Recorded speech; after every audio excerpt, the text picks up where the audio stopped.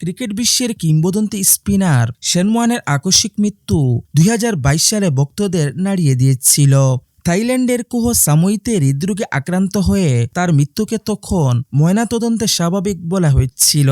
তবে 4 বছর পর নতুন করে বিতর্ক উস্কে দিলেন তারই ছেলে Jackson one.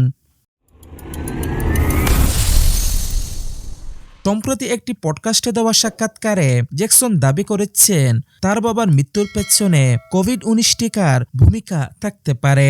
Two world's collide পডকাস্টে Jackson বলেন, আমি মনে করি টিকা এতে জড়িত ছিল। এখন এটা আর অস্বাভাবিক কোনো কথা নয়। আগে থেকে যদি কোনো শারীরিক সমস্যা থেকেও থাকে, টিকা সেটিকে ত্বরান্বিত করে থাকতে পারে। এই বক্তব্যের মাধ্যমে তিনি পরোক্ষভাবে সরকারের দিকেও আঙ্গুল তুলেছেন।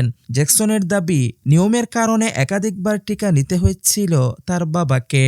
এমনকি ওয়ানের মৃত্যুর খবর পাওয়ার পরই তার মনে হয়েছিল এর পেছনে কোভিড এবং টিকার প্রভাব থাকতে পারে। তবে শেন ওয়ানের মৃত্যুর সময় তার কক্ষ থেকে কিছু ওষুধ সরিয়ে ফেলার অভিযোগ ওঠে এবং শরীরে ভায়াগ্রার উপস্থিতিও পাওয়া যায়। তবে এসবের চেয়ে টিকাকেই বেশি দায়ী করছেন জ্যাকসন। অপরদিকে আন্তর্জাতিক টেস্ট ক্রিকেটে 145 টেস্টে 708 উইকেট নিয়ে শেন ওয়ান ইতিহাসের অন্যতম সেরা বোলার হিসেবে স্বীকৃত। তার মৃত্যু নিয়ে নতুন এই দাবি আবারও আলোচনার জন্ম দিয়েছে।